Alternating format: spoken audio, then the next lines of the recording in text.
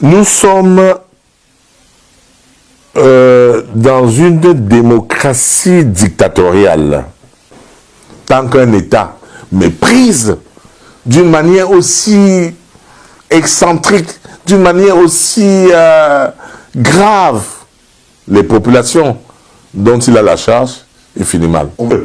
Des gens disent que quand le changement va arriver, c'est moi qu'on va brûler le premier. Quelqu'un a dit ça. Moi, qui me suis sacrifié pour eux.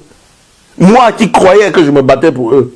Des gens m'insultent à la télévision. Des gens m'insultent sur Facebook. Des gens écrivent contre moi. Des gens pour lesquels j'ai sacrifié ma famille. Contre tout le monde, on est sur tout le monde. Hein. Oui, mais quand même. Oui, mais quand même. Mais alors, je veux dire... Les gens bouillants sur toi en plus. Hein. Et donc, pourquoi tu te bats pour ces gens-là? L'avocat qui parle plaide. Tandis que le politicien calcule. Pour survivre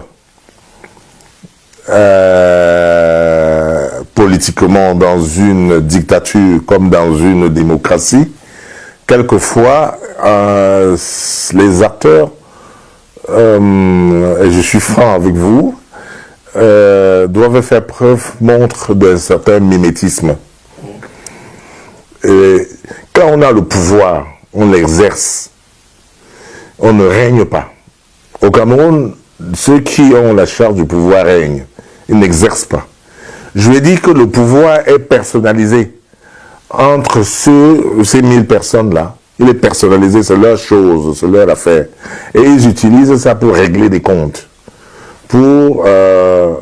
Si moi je parle mal, je peux être frappé jusque dans ma progéniture, jusque dans ce que je vais gagner comme argent. On peut m'empêcher de gagner de l'argent, alors que cet argent-là sera utilisé pour le Cameroun. Mais on sera à l'aise de me voir souffrir. Ils sont très contents s'ils voient que moi je n'ai pas de l'argent. Vous voulez dire que c'est pourri en haut? C'est pourri en haut. C'est parce que c'est pourri en haut. Et vraiment, c'est dégueulasse quand c'est pourri en haut. Parce que quand vous allez voir ceux qui ont créé cette pourriture, cette putréfaction, c'est des gens bien. C'est des gens avenants. C'est des gens respectables. Et c'est des personnes auxquelles, normalement, on donne crédit facilement. Or, lorsqu'ils sont en privé, lorsqu'ils sont à l'intérieur de leur bureau et qu'ils agissent comme ça, c'est le peuple qui souffre. Et je ne cite que ça. Il y a beaucoup d'autres abus de ce genre-là qui fait en sorte que le peuple réclame le changement parce qu'en réalité, il vit mal. Il vit dans la peur. Et ce que je disais, j'ai dit, si vous amenez un peuple à vivre toujours dans la peur, il faut craindre qu'un jour, elle en ait marre et qu'elle descende dans la rue, comme on a vu en 2008, qu'elle proclame, n'est-ce pas, sa liberté un jour. C'est comme une mamie qui boule et qui finit par exploser. Le peuple camerounais, aujourd'hui opprimé, pourra peut-être un jour se débarrasser de ce lourd fardeau. Je vais répondre comme M. Paul Biya. Oui. Le Cameroun, c'est le Cameroun. Le Cameroun, c'est pas la Côte d'Ivoire. Le Cameroun, c'est pas le Burkina Faso. Les Camerounais ont tenté ça en 2008, quand Paul Biya a se révolté, la grève de la faim. On a appelé ça la révolte de la faim. Quand Paul Biya est sorti, il a dit « rentrez dans vos maisons », tout le monde est parti, en courant. Nous sommes dans une démocratie dictatoriale. Mais quand même, la question du politologue que je suis, puisque je suis étudiant en sciences politiques, c'est que nous devons peser le pour et le contre. Aujourd'hui, j'ai rouvert mon cabinet, ailleurs que là où c'était, où je n'avais pas d'électricité, j'avais rien, c'était fermé. J'ai pu rouvrir mon cabinet et je tremble qu'on le ferme à nouveau. Je tremble. Je ne veux pas dire du mal des autorités qui tiennent mon pays parce que ils tiennent d'une main telle que si tu dis du mal d'eux, ils vont te frapper très fort. Mon association, qui a été créé en 1999 n'a jamais perçu le moindre rond de l'État, de la commune, d'aucune ambassade. Nous n'avons jamais eu l'assistance de personne, mais nous avons fonctionné. Est-ce qu'ils se demandent avec quels moyens nous avons fonctionné? Avec mes moyens, avec l'argent que mon cabinet d'avocats produisait. On n'a rien du tout pour fonctionner. Que j'étais de ceux qui ont suscité la création de l'opération Épervier pour lutter contre les prévarications de la fortune publique. J'étais de ceux-là. Et je me souviens que de mon temps, j'ai même écrit au ministre de la Justice pour lui dire que j'offre mes services gratuitement pour lutter contre les gens qui seront convaincus et coupables, ou en tout cas suspectés d'avoir détourné les données publiques. Non seulement le ministre ne m'a jamais répondu, mais aucun dossier ne m'a jamais été confié. Ils ont préféré confier à la clientèle. Le clientélisme, vous savez, n'est-ce pas, comment ça existe. Ils ont préféré donner à la clientèle, au clientélisme.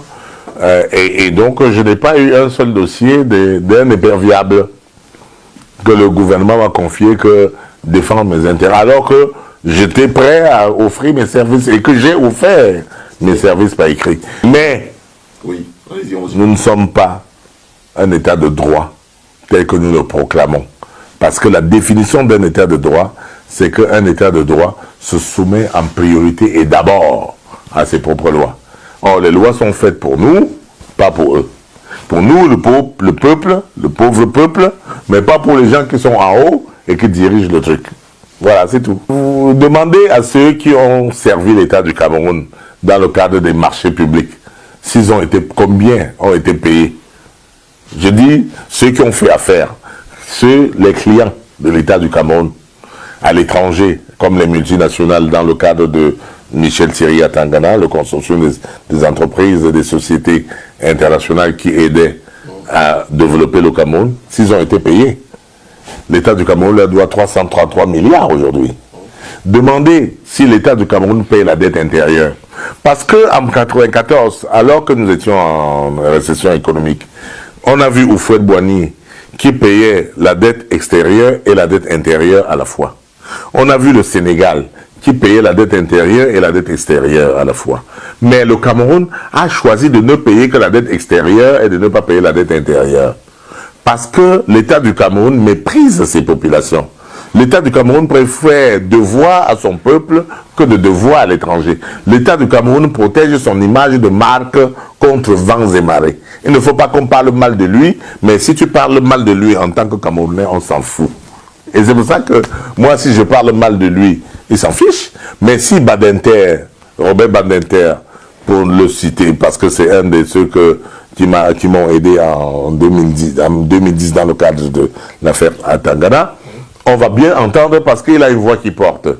Si Jean-Luc Mélenchon, je ne sais pas moi, ou n'importe quelle personne française qui a un porte-voix plus que le mien, parle, on va les écouter dans le cadre de mon affaire. Mais si c'est le Camerounais qui parle, l'État du Cameroun ne paye pas ses dettes. Il y a un parent, vous avez vu dans le film de Oswald Loat, une affaire de nègre, ce papa qui a vu comment on tuait son enfant devant lui. Ouais, qui va souvent prier dans la touffe d'herbe qui garde les ossements de son fils. Non, l'État du Cameroun est trop hautain par rapport aux Camerounais. Et ça ne marchera pas. Tant qu'un État méprise d'une manière aussi excentrique, d'une manière aussi grave, les populations dont il a la charge, il finit mal. Qu'est-ce qui apporte l'argent? Attends, mais votre question, elle est terrible, elle est cruelle. Elle laisse entendre que je recevrai de l'argent. Je suis un pauvre type, monsieur Dassa. Je ne suis pas un avocat d'affaires, je suis un avocat pauvre. Je suis un avocat des pauvres et un politicien des pauvres des marécages. Vous avez abandonné les pauvres. Mais attendez, je ne suis pas l'État du Cameroun, je ne suis pas le Zorro. En fait, les gens ne se rendent pas compte des difficultés auxquelles nous, défenseurs des droits de l'homme, faisons face. On utilise nos moyens propres. Et nous, défenseurs des droits de l'homme, sommes en réalité vus comme des opposants au régime en réalité. Nous n'avons que nos moyens propres. J'utilise l'argent de ma famille. J'utilise l'argent de mon cabinet quand il y en a. Les gens, et vous faites bien de me poser la question, parce que les gens se comportent comme si moi, qui ne marche pas au budget de l'État, j'ai des moyens de m'occuper des affaires de l'État, de remplacer l'État du Cameroun. Je ne suis pas l'État du Cameroun. C'est l'argent de ma famille que j'utilise, c'est l'argent de mon cabinet. Et comme je le fais, l'État m'étouffe pour que je n'en parle pas. Ceci étant, la situation qui est devenue récurrente au Cameroun, des enfants, des bébés volés dans les hôpitaux, est une situation à condamner. C'est désastreuse. C'est-à-dire que voilà le cas d'un pays qui va vraiment mal. Lorsqu'on vole jusqu'aux enfants, c'est-à-dire le sacré, il n'y a plus rien. Quand on commence à voler les enfants, on a franchi le cap de Sodome et Gomorrhe. On a franchi le cap de l'intolérable. Vous ne verrez pas les États qui sont descendus aussi bas que le Cameroun, où des gens sont obligés de faire des trafics des organes humains ou de voler à l'hôpital des enfants. Ça, c'est extraordinaire et c'est scandaleux. Je pense qu'il n'y a pas de mots assez durs pour condamner cette situation de fait, qui est une réalité chez moi, dans mon pays. Mais moi, je ne m'étonne plus, je ne suis plus scandalisé, parce que dans un pays où des gens ont été réduits à boire leurs urines, soi-disant pour se soigner, qu'est-ce que vous attendez? On a bu nos urines il n'y a pas longtemps. Et c'était clair, c'était même à la télé qu'on le faisait. Il y avait les promoteurs de l'urinothérapie, n'est-ce pas? Pour soigner soit le sida, parce que c'est le désespoir d'un peuple qui se traduit en des actes, en des faits de société de ce genre. Notre parti s'appelle les Patriotes démocrates pour le développement du Cameroun. Oui. Notre mission première, c'est de rapporter la dignité au peuple camerounais, de lui redonner un peu de dignité, mais surtout d'enseigner le patriotisme. Et cela rentre dans le cadre des formations de nos cadres, ce que nous faisons en ce moment pour que les cadres puissent être des formateurs des formateurs. Nous voulons réapprendre à reconnaître le pays, à l'aimer et à le servir. À découvrir, comme je vous parlais des plages et tout ça, il n'y a pas que du mauvais, il y a beaucoup de choses qui sont belles dans notre pays.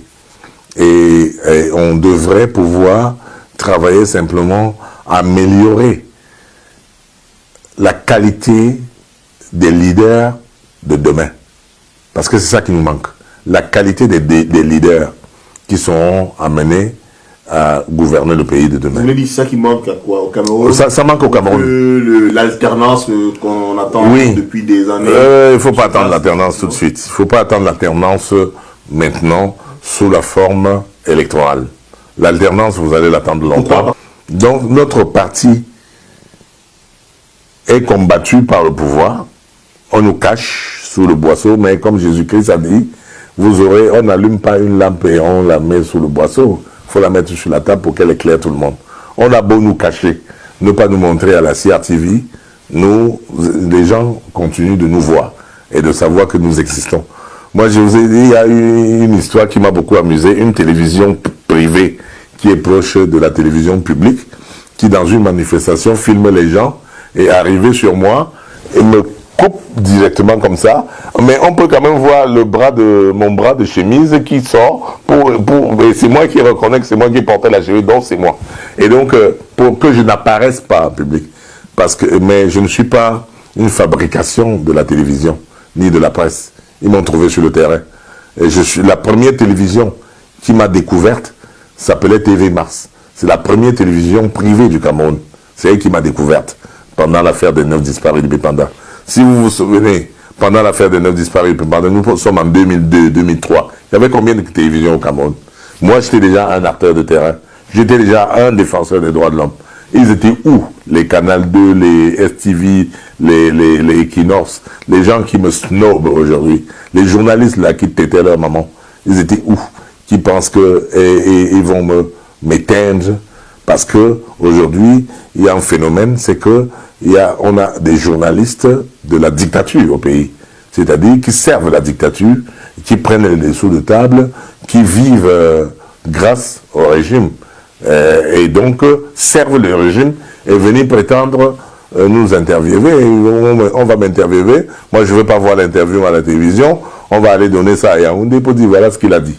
Voilà ce que Momo pense. C'est ce que vous racontez là, c'est un fait vécu. Hein? Mais ouais, j'ai vécu ça. On m'a interrogé dans une histoire où Amadou Ali avait dit que le Bamileke ne peut pas être président de la République.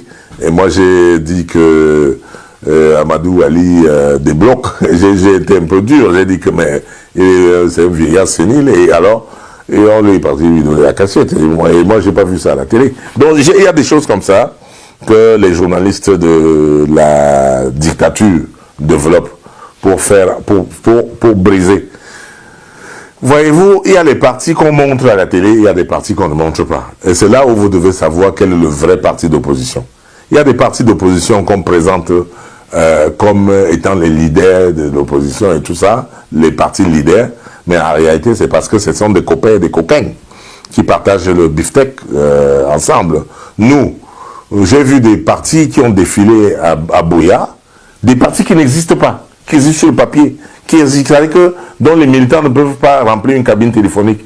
Ils sont allés de Yaoundé pour défiler à Buea lors du cinquantenaire de machin, alors que nous, on manquait l'argent de transport pour transporter nos militants pour aller à Buea. Qui leur a donné l'argent pour aller défiler? Et c'est là où j'ai appris que le Premier ministre a un fonds qu'il donne à certains partis pour aller défiler le 20 mai, pour aller défiler, etc. Moi, je lui ai écrit que, mais donnez-nous aussi. Parce qu'il n'y a pas de raison. À chaque fête, moi, je vais dépenser 2 millions à 5 millions pour faire défiler mes gens, pour confectionner les tenues, etc. C'est mon argent, c'est pas l'argent de l'État. C'est l'argent de mes militants. D'où vient-il que moi, je vais dépenser 5 millions pour faire défiler mes gens le 20 mai, à Douala, à Yaoundé, à Bafoussam, etc. Et l'État, pendant ce temps, a donné de l'argent à des gens qui vont défiler à Yaoundé, devant les ambassadeurs, devant la communauté internationale, et moi. Et nous, et le PADEC ne reçoit rien. Donc, c'est comme ça que vous devez savoir. J'ai vu que le peuple ne sait pas distinguer la paille de l'ivraie.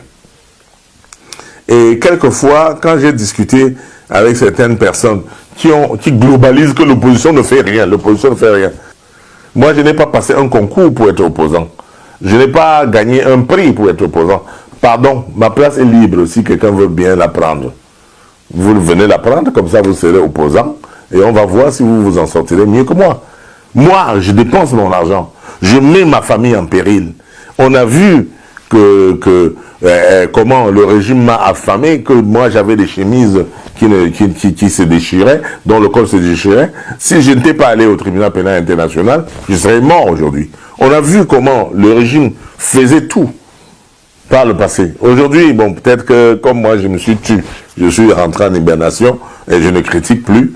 Et bien maintenant que vous me faites encore parler, peut-être que moi je vais subir le contre-coup de tout ce que je dis là, en termes de ferme. Si vous entendez que mon cabinet est fermé, c'est que ce sera encore à cause de vous. Parce que j'avais dit je parle plus. Je sauvegarde ma famille, parce que je ne suis pas le seul Camerounais, je suis mandat, je ne suis pas un héros national, ou bien le messie attendu que je vais sauver le monde au détriment de ma famille. Aujourd'hui, quelle est la place de votre famille dans votre carrière? Vous qui êtes marié à 2 femmes, hein, vous êtes polygame et une tanzanienne, c'est ça? Papa de plusieurs enfants. Quelle est la place de votre famille? Il faut dire que quand même la Tanzanienne là m'a beaucoup... Je lui ai dit, elle m'a ramené, elle m'a dit, chaque fois elle me regarde, j'ai des enfants de 4 ans, 5 ans. Si tu meurs là, moi, tu vas les élever. Moi, je suis un étranger, je vais faire comment pour... Donc, je me suis un peu calmé. La place, ma famille tient une place importante. Ça me fait plaisir quand j'arrive à Paris, je vois des gens comme vous. J'ai rencontré 2 compatriotes qui se sont arrêtés, qui disent, monsieur, excusez-moi, est-ce que c'est vous, Maître Momo? Je dis, oui, c'est moi. Il dit, ah oui, oh, je suis très content. Il y en a 3. Il y a 2 garçons, 2 hommes et une femme. Il y a des gens qui croient en moi, qui pensent que je peux faire quelque chose. Et donc, du coup, je me dis, est-ce que je ne vais pas les trahir si je croise les bras et que je laisse faire? Parce que j'ai croisé les bras, ça fait 2 ans que j'ai croisé un peu les bras, que je dis plus rien, que je dénonce plus rien. Mais je vois que la situation empire sur le terrain. Et donc, il faut que un chien de garde des libertés se réveille pour dire non, il y a pas, on ne doit pas faire ça. Et je dis, critiquer son pays, c'est parce qu'on aime son pays qu'on le critique. Donc il ne faut pas croire que parce que je suis l'ennemi que je critique le pays. Et je parle à une télévision d'un Camerounais, M. Ngassa, je ne parle pas à une télévision occidentale, où on va me dire que j'ai mal parlé du Cameroun, mais je dis, je critique mon pays parce que j'aime mon pays et je veux du bien de mon pays. Donc ma famille tient une place véritablement importante. Et j'ai des devoirs vis-à-vis de cette famille, autant que j'ai le devoir vis-à-vis de mon peuple, vis-à-vis de mon pays, vis-à-vis des peuples qui constituent mon pays. 2018, c'est dans 3 ans. Serez-vous de nouveaux candidats? Il faut dire que le pouvoir s'emploie de toutes les manières qu'il peut à réduire les candidatures. Donc des gens comme moi qui ont sans aucun moyen financier brillé pendant la dernière présidentielle, on va dire, hein, parce que 2011, on va dire briller entre guillemets, parce que j'étais quand même 8e, j'étais pas 2e ou 3e, mais quand même on va dire que moi j'étais fâché, mais les gens ont dit même 8e tu simplifies pas, tu as quand même brillé, donc mettons briller donc entre guillemets. Les gens ont dit à Yaoundé que voilà un espoir, voilà un danger. Certains ont dit un espoir, d'autres ont dit un danger. Et donc, du coup, si on partage à tout le monde, on me refuse, on ne me donne pas. On ne donne pas à mon parti.